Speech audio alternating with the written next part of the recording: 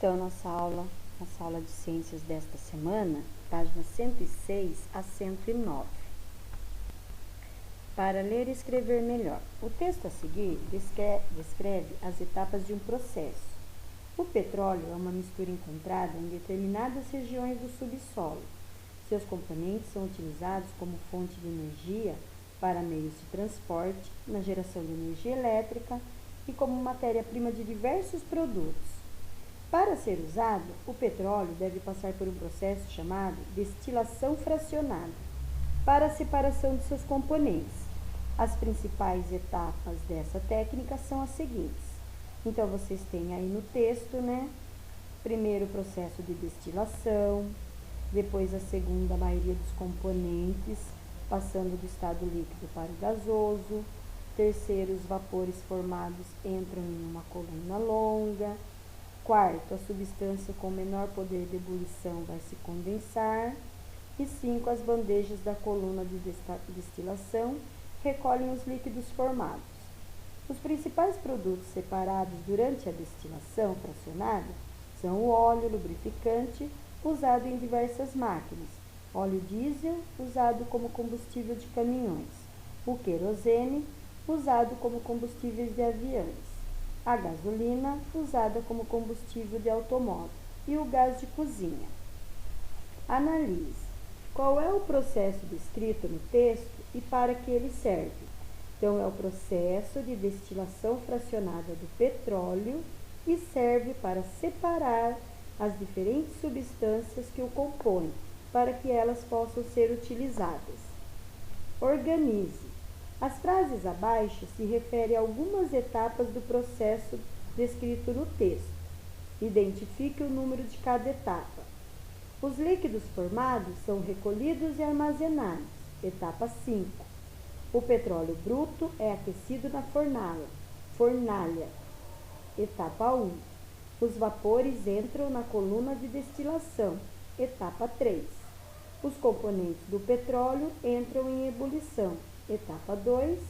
E os vapores sobem pela coluna de destilação e se resfriam. Etapa 4.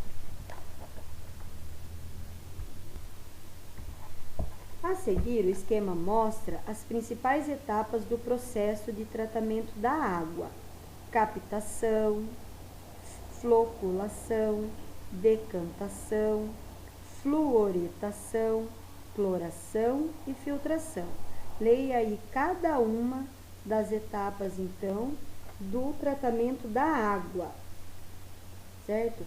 Então, escrevam aí para vocês saberem, certo? O que significa cada uma e, na verdade, vocês não precisam fazer essa atividade abaixo, certo? Então, é importante que vocês leiam cada etapa para conhecer, todo o processo. Capítulo 4. Transformações químicas da matéria. Algumas transformações alteram as substâncias de que o material é constituído. Elas são chamadas transformações químicas. Geralmente, podemos perceber que uma transformação desse tipo acontece quando há produção de gás, mudança de cor, produção de luz ou calor, entre outros efeitos. Como as mudanças ocorrem nos materiais que compõem os objetos, essas transformações são frequentemente irreversíveis.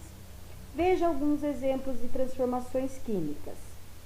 Quando um pedaço de madeira queima, ele muda suas características e se transforma em carvão ou cinzas.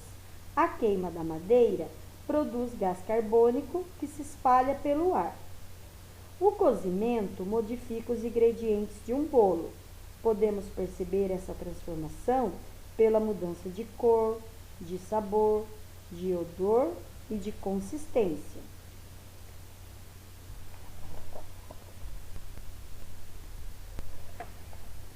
Quais mudanças no seu dia a dia você citaria como exemplos de transformações químicas? Então, observe aí, esses dois exemplos que foram dados e observe na sua casa, né, nas coisas que acontecem no dia a dia e tente lembrar. Que exemplos você poderia estar colocando aí? Então, pense, por exemplo, né, na cozinha. Na cozinha acontece muita química, né? Ao cozinhar, fritar, assar, grelhar, os alimentos passam por alterações de cor, de aroma, textura, sabor. Essas transformações alteram as substâncias que compõem os alimentos e, portanto, são transformações químicas, né? A pipoca, por exemplo. Então, existem vários exemplos que nós podemos observar. Considere as seguintes tarefas realizadas em uma cozinha.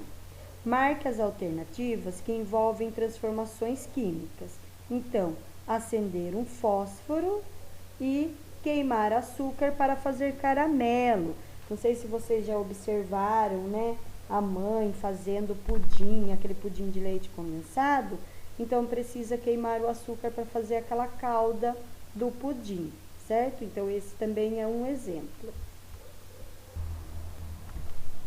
Então, outro exemplo aqui. Pregos expostos ao ar e à chuva durante 5 anos. Quando deixamos um objeto de ferro em contato com o ar por muito tempo, ele sofre uma transformação. Nesse processo, dá-se origem à ferrugem, que tem cor e aspectos diferentes do ferro. O processo de fotossíntese, pelo qual as plantas produzem seu próprio alimento, também é uma transformação química. Nele, o gás carbônico e a água, na presença de luz, são transformados em açúcares, que serve de alimento para a planta, e oxigênio, que é liberado para o ambiente. Durante o processo de amadurecimento de alguns frutos, ocorre a transformação de várias substâncias, o que leva a uma mudança de sabor, tornando-os mais adocicados e de cor, quando os frutos deixam de ser verdes e assumem a coloração de frutos maduros. As transformações listadas a seguir foram provocadas pelo aquecimento dos materiais. Indique quais delas são reversíveis e quais são irreversíveis. Então, o papel queimado, né? Então, se você pega um papel e queima, não tem como depois o papel voltar ao normal de novo, né? Se ele foi queimado, não tem como voltar atrás. Ovo cozido, também, né? Se o ovo é cru, você coloca ele para cozinhar, não tem como ele voltar a ser cru de novo, né? Porque ele já foi cozido. O ferro derretido, então você pode derreter o ferro, fazer um objeto e depois, se você não der certo, aquele objeto não fica bom, você pode derreter ele de novo e fazer outro objeto. Então, ele pode ir mudando, né? O jeito de ser. Água fervendo também. Você ferve a água, aí se a água esfriar, ela continua lá do mesmo jeito. Você pode pegar, ferver de novo a água, né? E o gelo derretido. Então, você coloca um gelo no copo, ele derrete. Se você colocar no freezer, ele vai virar gelo de novo, né? Então, essa é a diferença. O que é reversível, que dá para voltar atrás em como o objeto era, ou no caso aí a água, né, o ovo, o alimento. E irreversível é que quando ele sofre transformação, ele não volta mais ao que ele era, ok? Então, essa foi a nossa aula de ciências desta semana.